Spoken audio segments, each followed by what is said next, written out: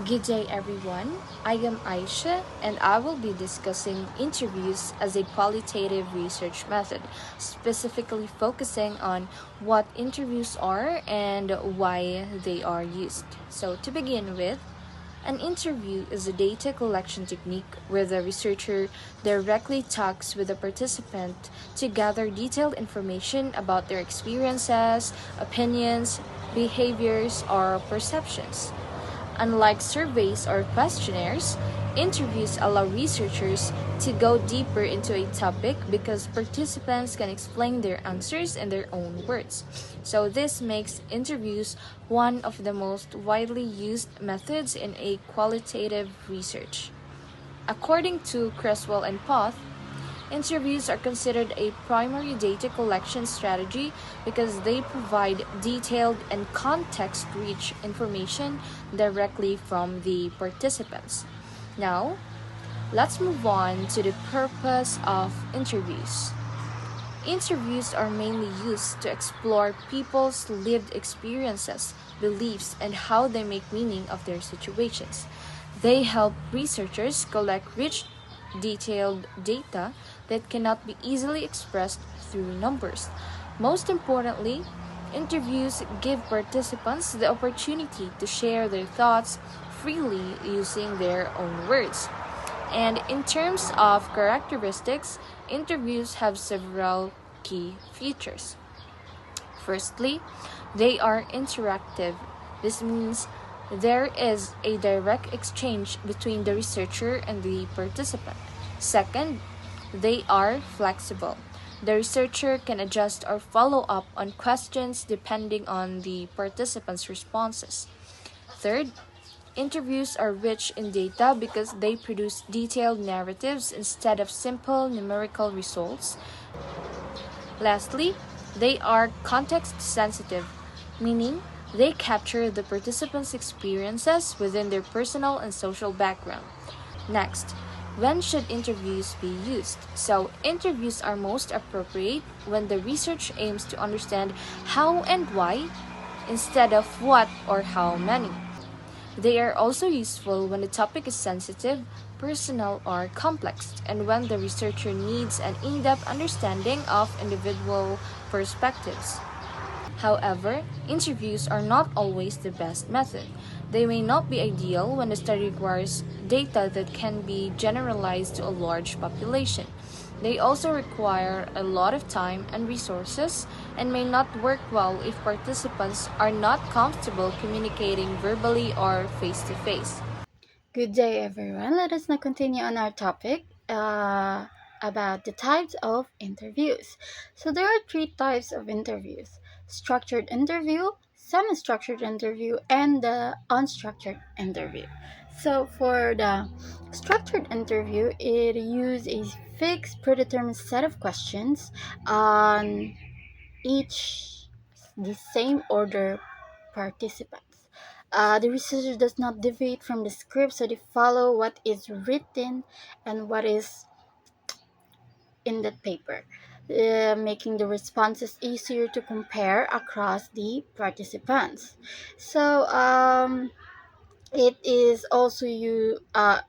It is also called a standardized or formal interview and commonly used in qualitative or mixed method studies.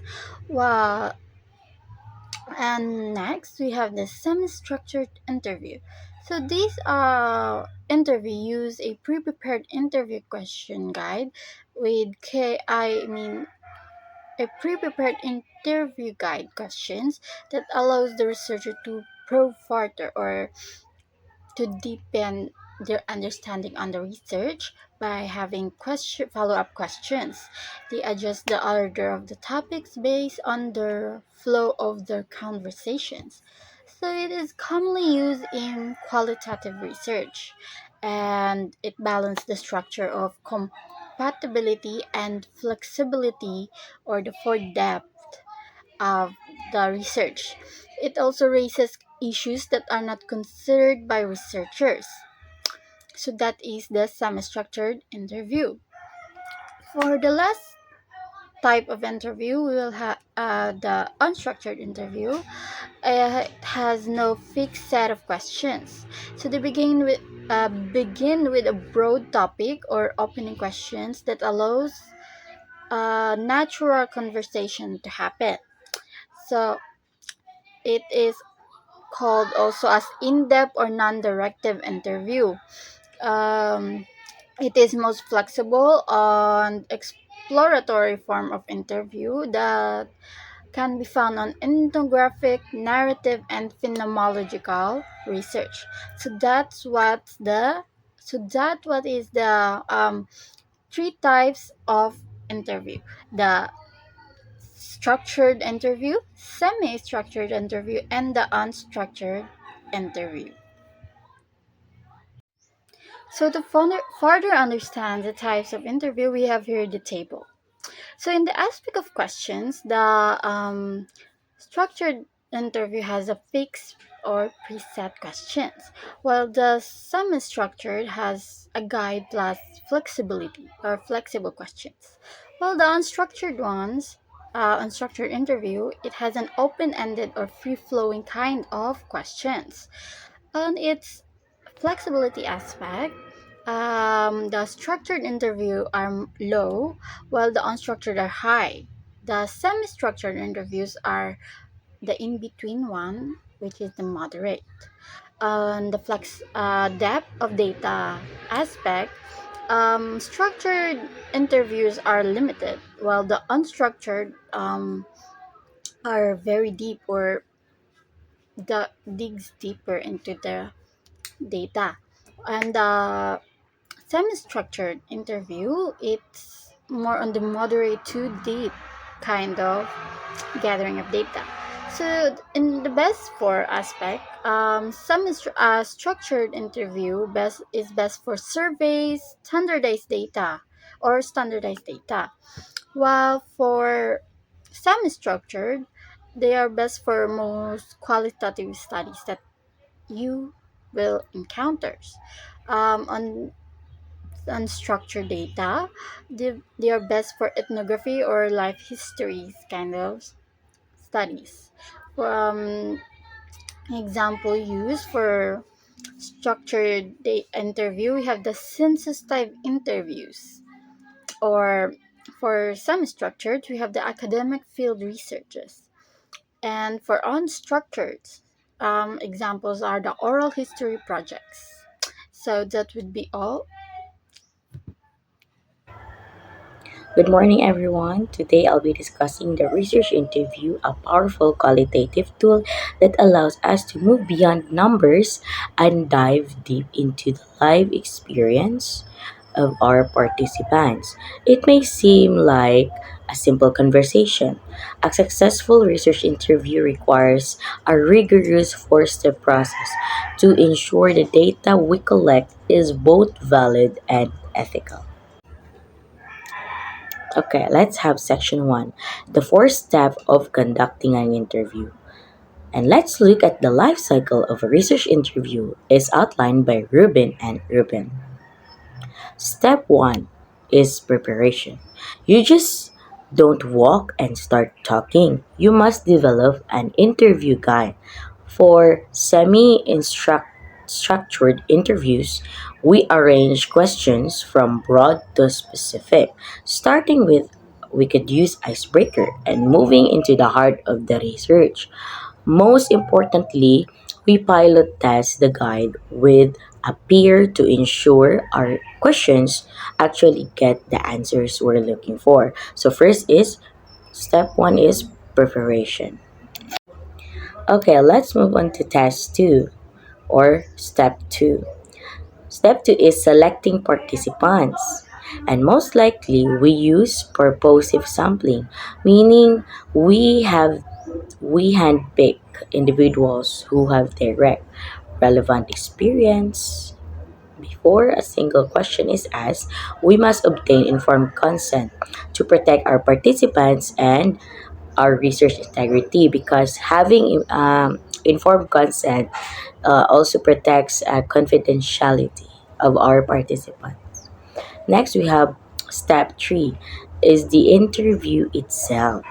This is where the art of hearing data comes in. We start by building rapport to make participants comfortable.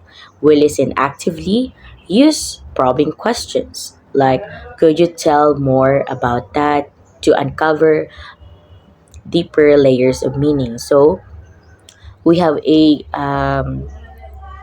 counter or another questions or follow-up questions for to go deeper and to know the interviewer itself and to hear um, their sentiments. Okay, and finally the step four, which is transcribe and analyze. So after we prepare, we select, and we the interview itself, let's down to transcribe and analyze. So we turn those records into text verbatim. From there, we use methods like thematic or narrative analysis to identify the key patterns and stories within the data. So after we select participants and the interview, there will be a recording, and at the same time, after the recording, we will transcribe and analyze of what they will say. So that's now. Let's have the section two of our subtopic, which is the advantages and disadvantages.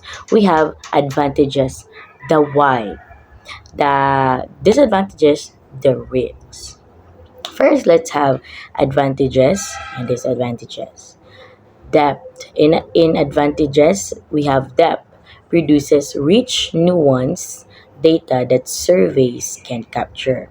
We have the risks or the disadvantage, resource heavy, very time consuming to transcribe and analyze. Second, in advantage, clarity. You can ask follow-up question if the answer is vague. And for the disadvantage, interview bias. Your own tone or body language might lead the participant. Advantages, flexibility. You can explore happy accidents, unexpected topics that arise. And disadvantage, social desirability. Participants might filter their truth to sound better. And last, in advantages, human voice. It captures the unique perspective and language of the subject.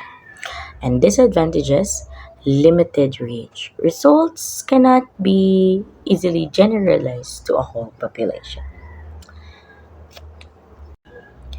Interviews are a vital method in qualitative research, offering a flexible and interactive way to gather rich in depth data about individuals' experiences, perspectives, and meanings.